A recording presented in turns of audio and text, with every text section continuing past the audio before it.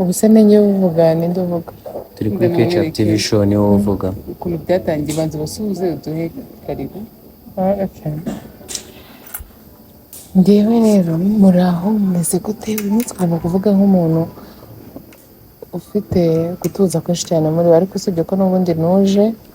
bitewe n'ahantu ndi kuntu hatuje ari heza ndizera muri bubone muri buhakunde bya hatari umuntu uri buhakunde ubwo nukunyandikira ukambaza ngo ni gusa ni Gisenyi hitwa ubucuti sibyo ubucuti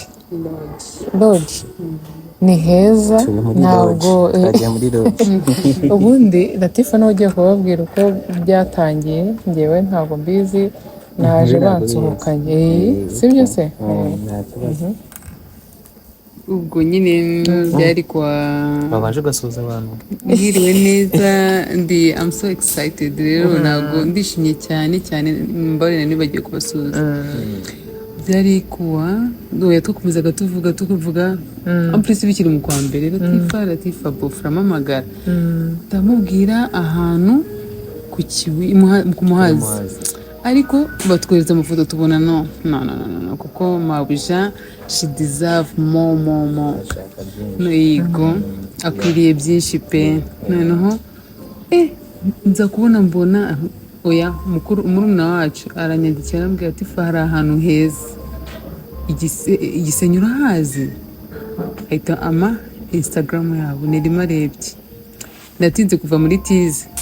nahise ngira gutya naje ahangaha nabanje njya kwifata neza nzana of course ntabwo nari butandukanye kuko mwana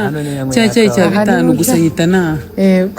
naje nsa neza meze neza ngize imana n'abantu bafite customer care iri hejuru cyane bari so professional kabisa baranyereka ahantu hose batarebye cya cyayi cyanjye cy'ibihumbi 5 banyereka ahantu hose ku buryo numva muri mwanjye hano hantu kabisa kandi n'ukuntu bofe nawe ashaka mbese kumushimisha ndavuga ngaha inshallah ndabivuga rero nuko byagenze mwoherereje Instagram nyisharinze kuri bofe ukuntu byagenze nawe yarambwiye aha Lati ni hano no mukubise utuvideo yarambwiye ahandi hano ntabwo bishoboye kandi nawe ngo yari ari muri kope ari gushaka ahandi neri ahita bivamo nuko byagenze rero ngize imana muza kunsura nta kintu kimwe shanere ndabizi ko nimba wanabiketse sinzi igihe ugeze kubikekera uzi se ntabwo twaravuganye nyine umbwira ko waje hano unsobanurira uburyo wahaje numva ni ibintu nyine biri aho ngaho byo kureba ahantu bisanzwe ikindi ntabwo numvaga nyine tugiye ahantu gusa nta bintu bindi bidasanzwe natekereje ngo ari ahantu nzagusohokana tujya gasenkani noneho cyagiye ariko Mutabazi yavuze turi kuza ngo ubundi ngo hano ngo niho nakubwiraga akihavuga nibuka ko ahantu namubwiye uzambabare mu kwa kabiri abariho kuko twahanyuze ari nijoro hari kwaka neza ndabwo uzambabare mu kwa kabiri sinzi igihe simvuze ku munsi wa nive yanjye uzahanjyane mwicare cyangwa se marare noneho twageze hariya akihavuga utangira njyewe bitangarura ibyo namubwiye bivuyeho kare ari kurya yari ari kurya ifi wari uhagaze hafi si ibintu yakubwiye ninjiye umuraceceka noneho ariko ntabwo nigize usibye kuvuga ko aba bantu bari kumpangira ariko nta n'iminota n'itatu nabimazeho mbitekerezaho ntabwo rero nigize mfata umwanya surprise yacu yabaye success ntabwo nari mazi ni heza mwarakoze kunzirikana gutekereza ko ngomba kuba ndi ahantu heza nk'aha ngaha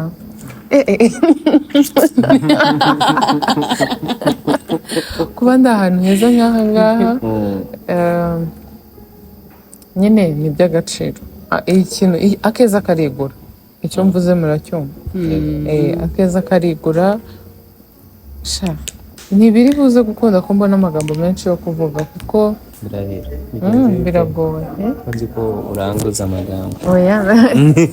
sinayabura ahubwo kubera kuvuga nitonze iyo nitonze umwanya munini ntabwo nabona ibintu byinshi mvuga iyo nitonze ariko iyo nirekuye nkavuga uko mvuga nyine nshobora kubibona byinshi cyane ikindi noneho byakiyongeraho ko numva nishimye ko turi ahangaha kubera ngiye kugira ngo nishime yego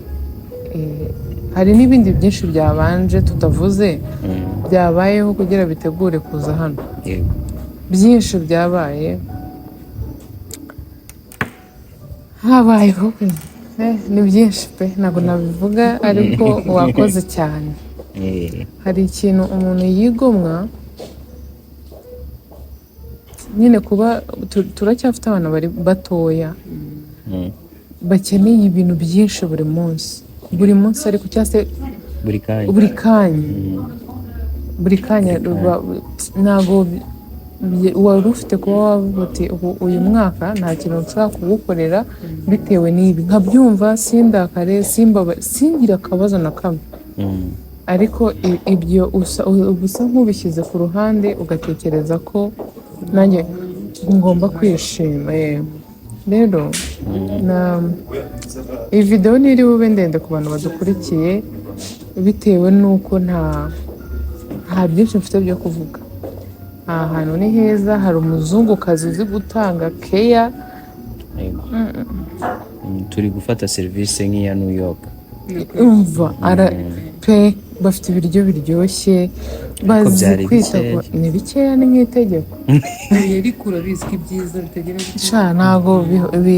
ibintu byiza sinzi ukuntu bigenda biba bikeya kuko uba ukibishaka cyangwa igifu cyahise cyaguka. Oya ukuntu biryoshye nyine byari biryoshye biba ikintu cyabo cyo kunywa biba ibyo kurya byaba bimeze neza ku muntu wawe ukunda wumva w'agaciro ushaka guhereza kandi by'igiciro umuzanye hano hantu nyine nk'uko atabizi ko ari hagiye akaharara cyangwa se akanahirirwa yagushima yanakwishima cyane kandi buriya iyo umuntu yishimye bigenderaho igihe kinini. Ubu mushaka kuzambana imyaka igihe kinini cyane. Yego da nako ba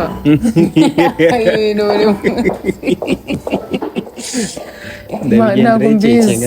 ushobora kuza kwiyongera nk'ibiri 10 nutitonda. Ngiye kumpita ibikorezo birangiye byinshi cyane ni ukuri kw'Imana sinzi hari ikintu usoza kuvuga. Ndifuza nyine kukubwira ngo joyeux anniversaire in advance kuko ntaragera ntabwo aragera buri minsi ariko ukwezi kwa kabiri wambwiye ko ari uko kose so anytime yaba mbere yaba nyuma umuntu yemerewe gukora icyo ashaka kijyanye na bidi yawe. And then ikindi kiza muri ibyo ni uko twatravelinze yitwaye waje twagiye gusura mukuru wawe aba ari ikintu cyiza nyine the surprise n'ubundi nakubwiye we njye na Latifah ubundi ntabwo ariko byagenze neza 100% ubundi nashakaga ko byo narapanze byo kuri Muhazi twagomba kujya aho hantu ngiye nawe utwaye twagerayo paho ugahita usanga Latifah arahari kandi yarari Gisenyi nyine bikagutungura. Surprise nyine buri umwe azipanga uko ashatse nyine nyine ntiwaruzi aho turi bujye twaje utabizi kandi nyine nari mbizi ko tuzahaza. Latifah kukanza iki kiganiro tuzagikora ko wazanye ikanzu impamvu nyine urumva nyine yayikanzu none yakujyanye no muri salo urabizi niyo mpamvu nyine we yarabizi nyine kubera ahantu yari yarahageze wabonaga ko ntegeze nshaka kuzana ikintu cyo kwanga byo kujya gukora iki. Ikindi kiza muri byo nyine ni umwanya wacu twafashe turabipanga yari yemeye no kuza rwose nta kibazo. Urumva nawe ni umuvandimwe mwiza wo gukunda cyane uba wifuza ko namubwiye ni dupange sera gahunda ambwira ati ikintu gishimisha dada ndaje yabanje arakupa amazi inaye mubwiye ararira arakupa sinzi nyine ikibazo mugira cyo kurira abana umuntu aba yishimye ayisa kupa ararira arambwira ngo buretse gato arakupa ngo agiye kunywa amazi ariko amazi ubona yinyumvisha ntiyanamamaga. Turavugana cyane nyine cyego niba mwaragiye turavugana cyane nyine tubyumvikanaho impamvu ni uko wenda ntigize nanabona ntabwo ari kubikeka kenshi ni kuri chat oya ntabwo wabibona tuvugana kuri Instagram twabikubwira nta kibazo kandi Instagram igira call twaravugana kuri telefone twavugana kuri Instagram. Urumva sinabonye umuhamagara sinabonye amuhamagara wenda iyo muza guhamagarana nari bukiye ikindi na chat zanjye nawe zo kuri yaje uko ndakuzi nyine phone iraho hari nk'igihe phone nshaka kwinguza nkayifata rero nahitaga nzisibangiye nanjye kandi niko nabigenzaga ndi gupangana n'usura umuntu wese yaranyandikiraga muri minsi ngatavuraho kuko ari ibintu njye numva ngo kugira ngo wubake ngo ugomba ngo guhisha umugore wawe password ngo ntiwajya muri telefone y'umugore wawe ariko buri abantu bafite ukuntu bakundana bitandukanye buri umwe agira umutima we n'iki ariko njyewe nkurikije bosi wenda su kuvuga nabi umuntu nyine ibyo tuba dukorana simpamya ko biba birenze password ya telefone kuko hari ibintu byinshi dukorana ngiye nawe n'undi muntu nyine n'andi makouple uko mubana murakuze hari ibintu byinshi mukorana ku buryo password digit 5 za umuntu aziguhishe hari ikintu kinini abaguhishe cyane kuko nubwo nyine hari abantu bavuga ngo kujyamo ngo nuko yego birababaza kuko ushobora gusanga yanditse message yandikiye nk'ambere ngewe yigeze kohereza ni Eda turi mu kazi ni ikiganiro bari buze gupostinga ari ifoto yo gushyira thumbnail niko byitwa zo gushyira muri thumbnail mbona yazohereje umukameraman reaction yanjye yahisiza what the hell is this kubera icyohereza uyu muntu amafoto ntabwo urumva ntabwo nyine aransobanurira nyine ndabyumva ariko kubera iki nyine ntabwo ukuntu ushobora kugwa kuri message ikaba ari mbi ariko kubera ukunda umuntu nyine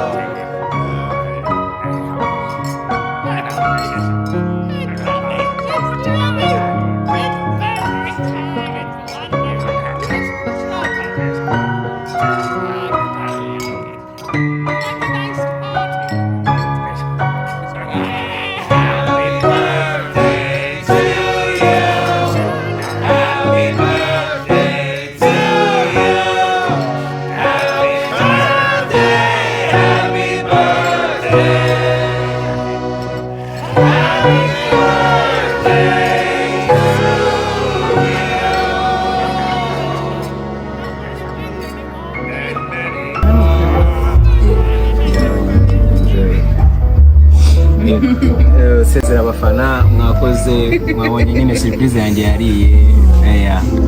happy birthday baby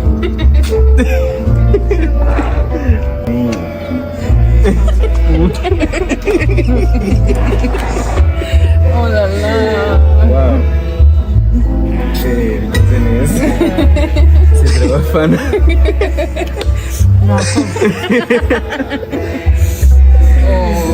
okay